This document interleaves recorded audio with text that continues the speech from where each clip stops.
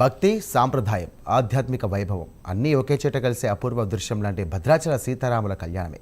ఇక ప్రతి ఏడాది జరిగే ఈ దివ్య ఘట్టం కోసం భక్తులు ఎంతగానో ఎదురుచూస్తారో అందులో వినియోగించే పిడికెడు తలంబ్రాల కోసం అంతకన్నా ఎక్కువ ఆసక్తి చూపిస్తారు. సాధారణంగా తలంబ్రాలు అంటే పసుపు రంగు గుర్తు వస్తుంది, కానీ భద్రాచల రామయ్య కళ్యాణ తలంబ్రాలు మాత్రం గులాబీ రంగులో దర్శనమిస్తాయి. ఈ ప్రత్యేకత వెనుక ఉన్నటువంటి ఆధ్యాత్మిక రహస్యం ఏంటి? ఈ తలంబ్రాలకు ఎందుకంత విశిష్టత? శతాబ్దాలుగా కొనసాగుతున్నటువంటి ఈ సాంప్రదాయం వెనుక కథ ఏంటి?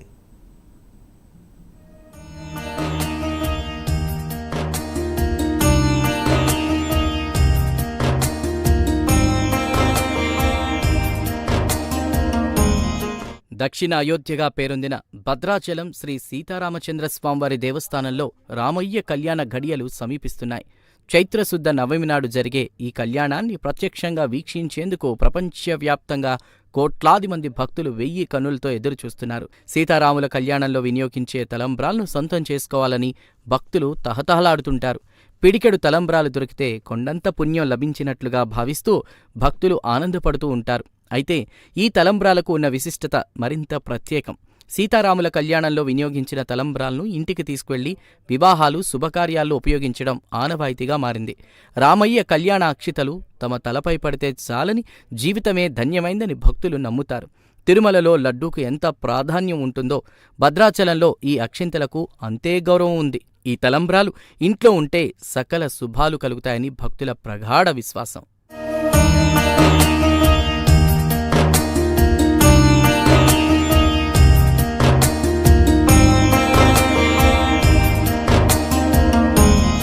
సాధారణంగా తలంబ్రాలు పసుపు రంగులో తయారు చేస్తారు.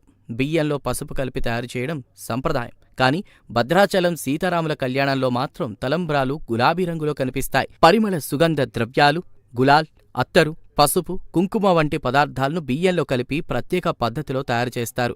మాఘశుద్ధ పౌర్ణమి నాడు ప్రారంభమయ్యే ఈ ప్రక్రియ రామయ్యను పెళ్లి కొడుకుగా అలంకరించిన అనంతరం పూర్తవుతుంది.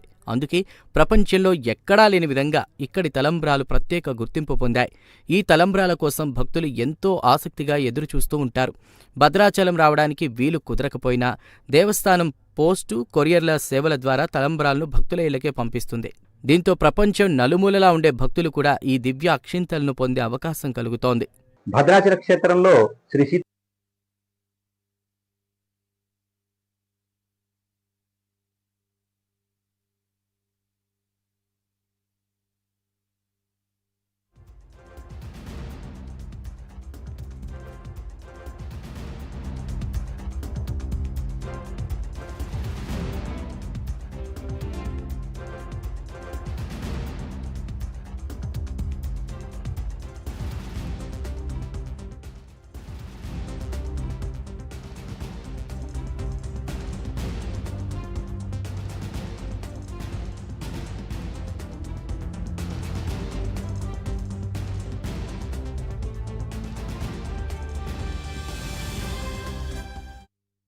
గొప్పది. నిజాం పాలన కాలంలో భక్త రామదాసు ఈ ఆలయాన్ని నిర్మించినట్లు చెబుతారు. తరువాత ఆయనను బందీ చేసినప్పుడు స్వయంగా శ్రీరాముడు, లక్ష్మణుడు దర్శనమిచ్చి విముక్తి కల్పించారనేటువంటి విశ్వాసమూ ఉంది.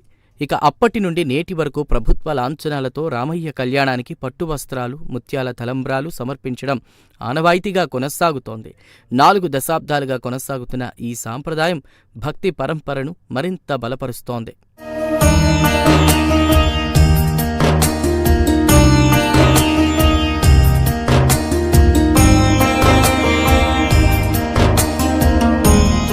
మొత్తానికి భద్రాచలం రామయ్య కళ్యాణం కేవలం ఒక పండుగ కాదు, అది భక్తి, విశ్వాసం, సంప్రదాయాల సమ్మేళనం. ఆ కళ్యాణంలో వినియోగించే గులాబీ రంగు తలంబ్రాలు భక్తులకు ఇచ్చే అక్షంతలు మాత్రమే కాదు, దైవ కృపకు ప్రతీక. ప్రతి గింజలో భక్తి నిండి ఉందనేటువంటి నమ్మకం, ప్రతి ఇంటికి శుభం తీసుకువస్తుందనే విశ్వాసం ఈ తలంబ్రాలకు అపూర్వమైన స్థానం కల్పించాయి. కాలం మారినా, పరిస్థితులు మారినా భద్రాచల రామయ్య కళ్యాణ వైభవం మాత్రం యథాతథంగా కొనసాగుతూనే ఉంటుంది.